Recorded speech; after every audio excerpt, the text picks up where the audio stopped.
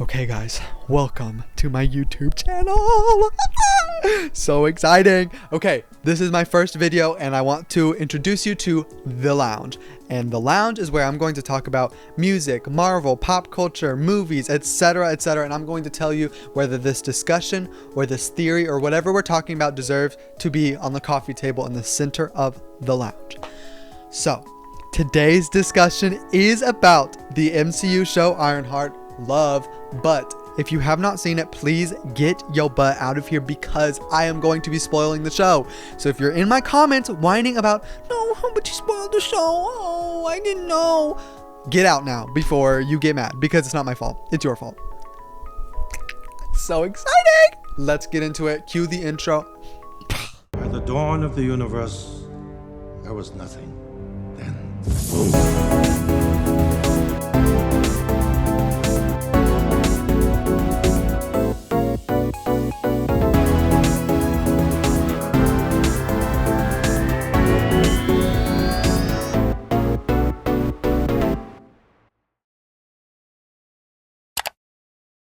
Okay, who even is Ironheart, aka Riri Williams? Well, I'm glad you asked because I'm going to talk about her in the comics first, but then I'm going to talk about her in the MCU, which is what the main topic of the video is about. But I want to establish her as a comic book character first so that there's no misconceptions because Lord knows when the show came out, there was a lot of misconceptions, aka review bombing, aka racism. So, let's talk about the comics. In May of 2016, Riri Williams debuted as a part of the Invincible Iron Man run by Brian Michael Bendis. Her character quickly develops into one that is just pure motivation and determination solely because someone tells her that she cannot do something. There's literally a plot in one of her first comics that is her teacher telling her, you're going to be the next Tony Stark, and she says, no, I want you to tell me that I'm not so that I can prove you wrong. Now, she did not become Ironheart until after the events of Civil War II, where Tony Stark falls into a coma after fighting Captain Marvel, and she notices that in his absence, someone needs to fill his shoes and keep fighting for good. When Riri finds an AI of Tony Stark that he left behind in case of his absence like this in an emergency, she uses it in her first suit. And she doesn't gain the name Ironheart until issue 3 of Invincible Iron Man, where she tells the AI that her best friend Natalie Washington was shot in the heart. And the AI says, your name should be Ironheart. In the final issue of Invincible Iron Man, where Riri is Ironheart, Friday, Tony Stark's old AI, tells her that she senses that Tony Stark is just gone. Not dead when Riri asks, just gone. So then Riri's like, okay, well, I'm going to be Ironheart for a while, so I might as well just accept it and not just be a hero and, you know, prove all these people wrong and just be a cool, like, hero, whatever. So she does. Okay, now we're going to pivot to the MCU. That was just a quick little history of, like, her first appearance in the comics. In 2022, in November, Riri Williams first appeared in Black Panther Wakanda Forever, where she invents a device that can detect vibranium and the CIA uses it to find the metal underwater. In doing that, she of course, as one does, inadvertently starts a war between Talokan, the underwater nation of Namor, and Wakanda, the nation of the Black Panther. And so, as a result, Shuri enlists Riri's help in the war to defeat Namor in exchange for protection from Namor.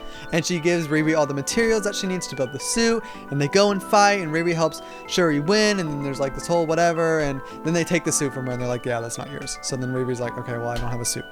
So she returns to Chicago, and she builds her suit, and this is where the events of Ironheart take place. Either way, eventually Riri gets involved with the wrong people, and she joins a gang that offers her money. And the gang is led by none other than the Hood, aka Parker Robbins, literally a criminal, straight criminal. And he kind of manipulates her, lies, offers her some money and calls it a signing bonus. And then he's just like, yeah, all you gotta do is these like jobs and then you're just free to go. And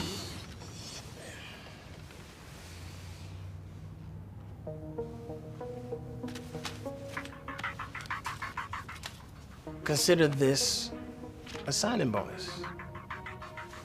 And if you agree to do the next 3 jobs with us, we'll have way more than this. I assume these jobs aren't exactly legal. And not exactly. And you know, being a teenager, she's like, oh, yeah, sweet. Either way, Riri does kind of realize, hey, there's something up with this dude who never takes off his cape, and it's just like this majestic cloak hood thing, and she's like, it's a little interesting, peculiar.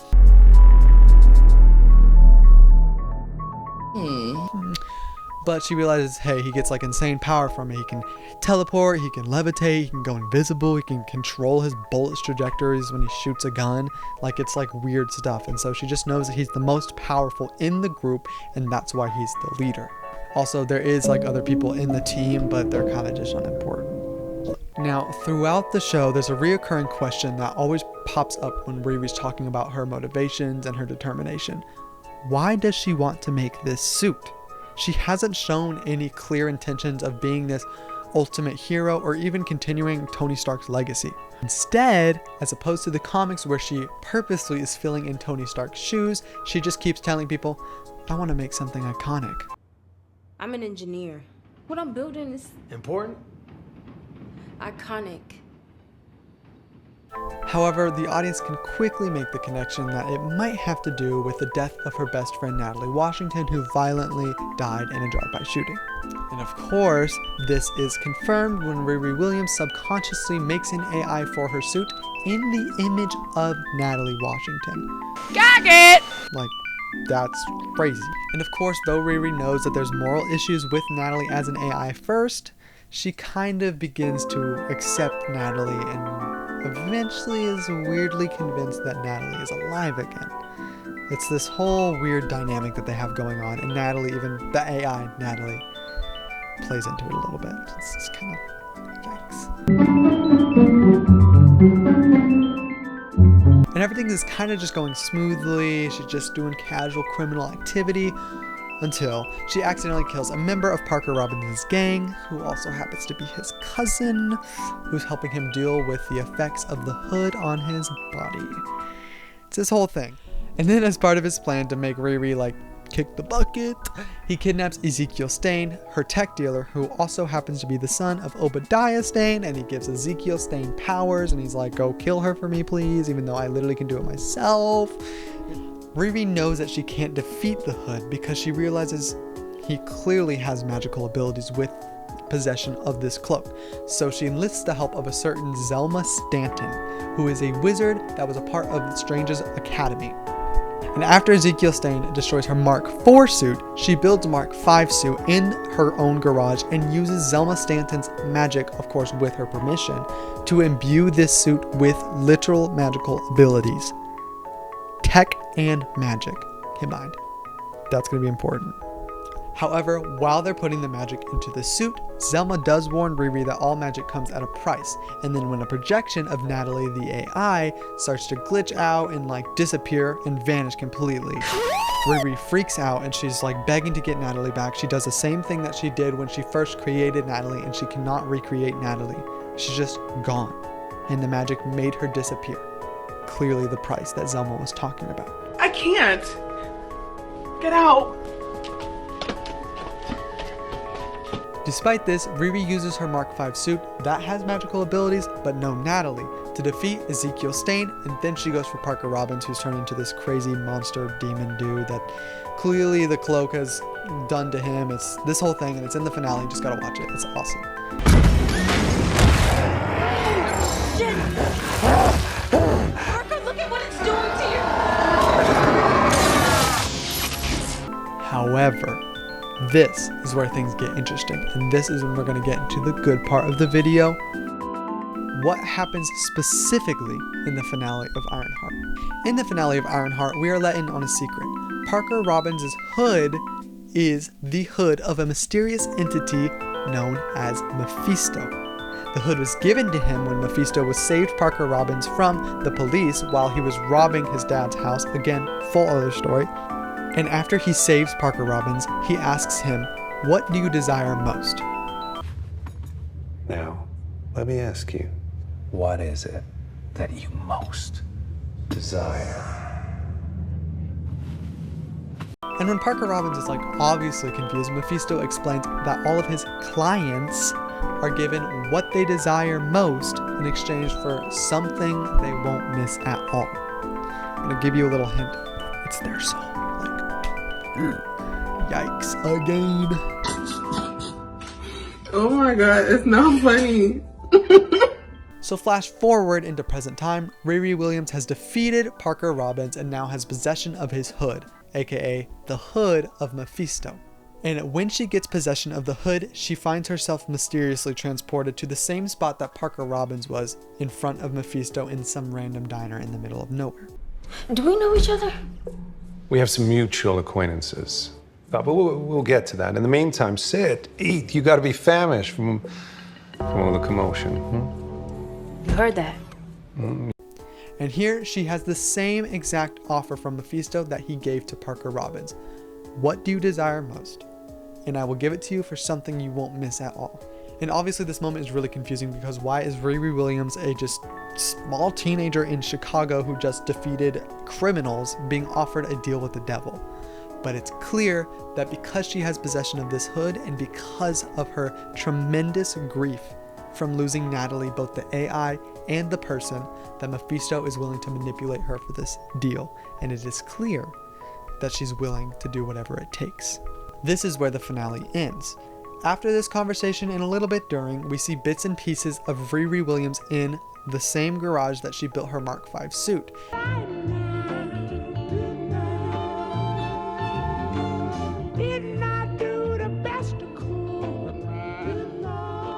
Now, in my personal opinion, this is not the same garage. If you look at the windows and stuff, you cannot see out of them. It's like this weird red glow. She's not on Earth. She's in some weird spot.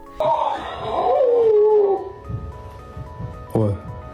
And it's obvious that this is not right when Natalie walks in and she has a conversation with Riri, and Riri believes she's the AI, but then they hug and Riri realizes her deal with Mephisto works and Natalie is now alive.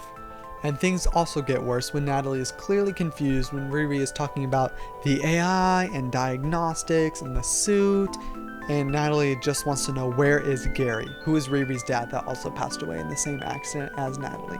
I think I just reached out my hand and pushed your face. Are you okay?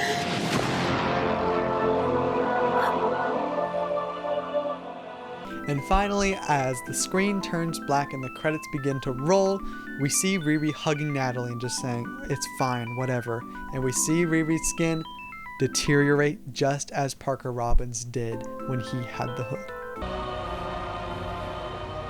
I'm happy you're home. And even though this is like a pretty grim ending for Riri, at least in the show, it distracts the audience from something in the background that nobody really saw. In the background of one of the shots of this scene, we see Riri Williams' Mark V suit in standby mode, and on top of it, draped over the shoulders, is none other than the LARPer Parker Robbins' hood.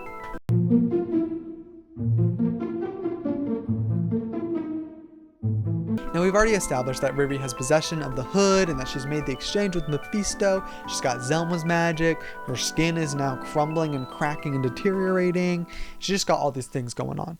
But wait, that sounds kind of familiar. We got, okay, let's count them. We got metal suit. We got deteriorating skin. We got magic. We got a long majestic cape. Shablam! Dr. Doom.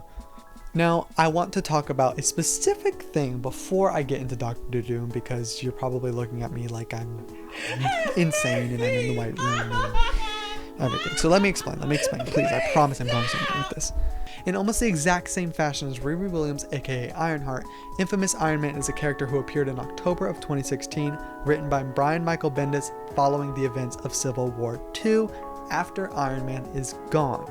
Now, this version of Iron Man sees an opportunity at a chance for redemption, and he uses magic and technology to try and atone for his actions of the past. And if you haven't guessed it, the identity of this Iron Man variant is Victor Von Doom, aka Dr. Doom. Yeah, kind of sucks. In this short run of Dr. Doom as Iron Man, we see Dr. Doom navigating the landscape of his public identity just being permanently tainted, and none of the heroes are believing him that he wants to change for good, and he has to battle with everybody and everything all at once, but he just mysteriously escapes and is saved every time he's in trouble. It's this really weird dynamic. However, there's this one scene that I really want to talk about. Victor Von Doom is speaking to Ben Grimm, aka The Thing from Fantastic Four, and he's trying to convince Ben that, hey, look, I've been a villain and I want to change and whatever. And Ben Grimm kind of believes him, but then After Victor Von Doom leaves, Mr. Fantastic, aka, Reed Richards, appears and tells Ben Grimm, no, Dr. Doom needs to die. He is not the hero you think he is, and he is not going to change. Luckily for Victor Von Doom, Ben Grimm sees this side of Reed Richards that he does not trust and he does not recognize. And even though the series is riddled with random subplots like Dr. Doom's mom being a fictional construct meant to torture him, there's this old version of Tony Stark who's also the Sorcerer Supreme, and then the Hood even appears in this story to try and stop Dr. Doom at one point. And all of that being said, the main thing I want to focus on is Mr. Fantastic's true identity in this series. In the penultimate issue of Infamous Iron Man, it is revealed that the whole time Mr. Fantastic was Mephisto. And in the final issue, Dr. Doom and Doctor Strange both together battle Mephisto and they end up beating him. It's the first time that we ever see Dr. Doom and Mephisto just like literally bitch slapping each other and getting into it. But it's been shown multiple times that Mephisto loves torturing Dr. Doom and he loves giving him a hard time. So now you're wondering, okay, well, you just gave me this whole plot to this comic run that happened all in 2016 and the show just came out 10 years later almost. And you're wondering, okay, so what does this have to do with anything? What does any of this have to do with each other? And this is when we get into the next part, Riri and Victor's relationship. Now here is where the loose ends are beginning to get tied up, and it's the most exciting part of this video where I reveal what my total theory is in relation to the finale of Ironheart and the identity of Riri Williams. My theory is as simple as this, and I want you to come close so you can hear what I have to say. The finale of Ironheart is setting up a development of Riri Williams as Infamous Iron Man to either perfectly join or perfectly oppose Victor Von Doom in Avengers Doomsday and Avengers Secret Wars. Let me explain.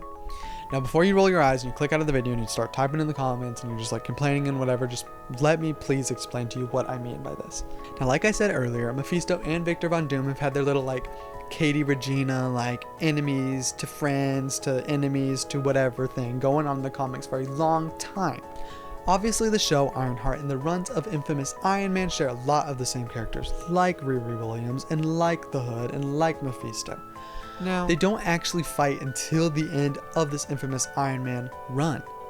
And I like to think that my ultimate reasoning for this theory that just connects all of this together lies more in the MCU than the comics than you might think. When it was revealed that Robert Downey Jr. would be returning into the MCU as a different character than Iron Man, audiences and critics and fans all blew up in confusion. Many people were mad, many people were happy, but the point is, he's coming back. Just how? Now, while it's likely just a publicity stunt to just save Marvel from its downhill spiral, I think the finale of Ironheart has a different answer for this. In the comic storyline of Secret Wars, both the 1984 version and the 2015 version, best believe I got both, Dr. Doom removes his mask. Now, it's something that he's not usually supposed to do, but a lot of people complain that he does it too much because then it loses its shock value, whatever. It's this whole thing. Regardless, in the case of both of these famous crossover events in the comics, the context is very different than it might be in the MCU. So let's just think about it. The chances of Dr. Doom removing his mask in Avengers Doomsday or Avengers Secret Wars is extremely high just due to the fact that Robert Downey Jr. played Iron Man, a beloved character known by all. Now, whether Dr. Doom will be a variant or a clone, etc. of Iron Man remains to be seen. Anyway, all of this just points to a clear-cut relationship between Dr. Doom and Iron Man. But since there's no Iron Man figure left, Riri Williams.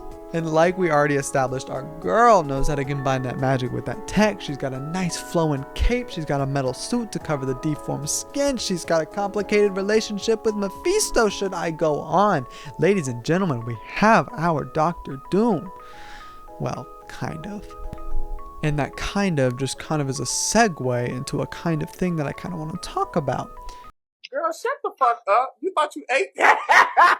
Riri Williams is manipulated so easily. And let me just bring up 3 points why, and you can say that I'm just being mean, but I think it's true. Now, despite the determination and the motivation and the ingenuity and the genius that Riri Williams has that is comparable to Tony Stark, she still fell prey to the lies of Parker Robbins, who is a street-level criminal. He promised her money, like all of these things, and she's just a kid. She's just a teenager. And of course she's going to believe that. Now, I do think that there is a line between stupidity and like determination, but Riri Williams likes to play around there. So, and now my second point. She was also extremely manipulated by her grief from the death of her best friend Natalie Washington, that she literally struck a deal with the devil. And I think a lot of this just simply boils down to the selfishness she has in her own arrogance, just like Tony Stark.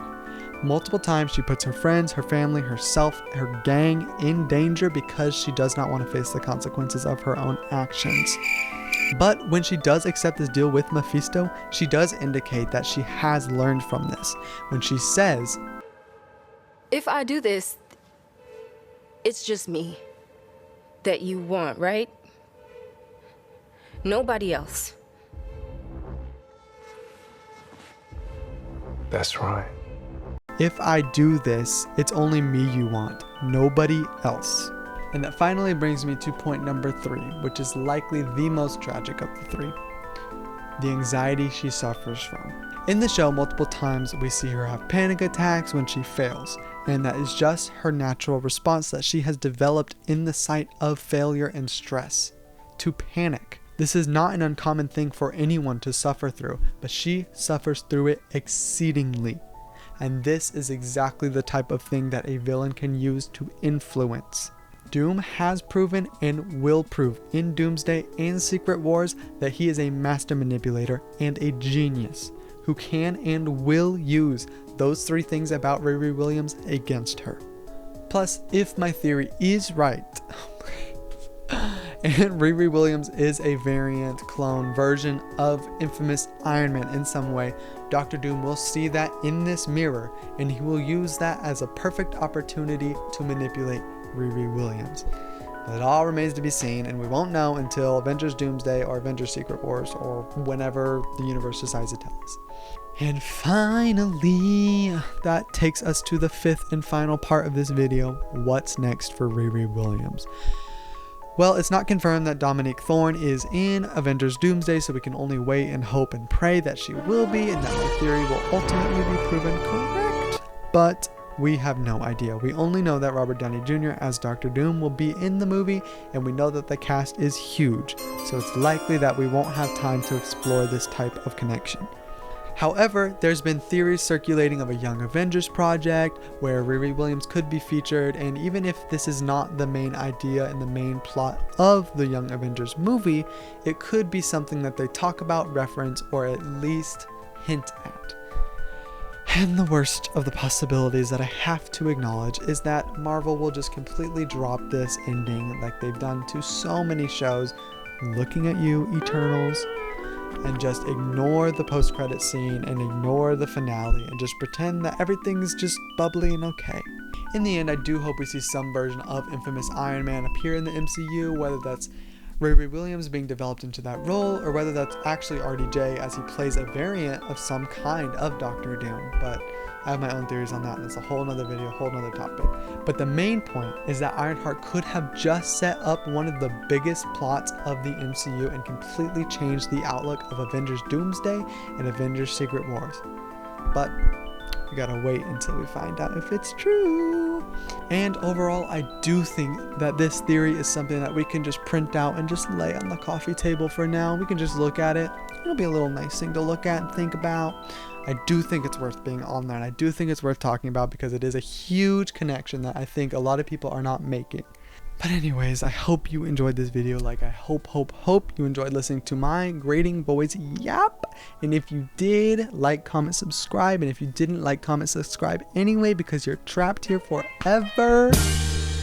And stay tuned because I will post another video, and I don't know when, I don't know how, and I don't know what I'm going to talk about, but I'm going to talk. So you're going to listen. So stay tuned and please watch and turn those notifications on, all that stuff, because I don't know how to do an outro.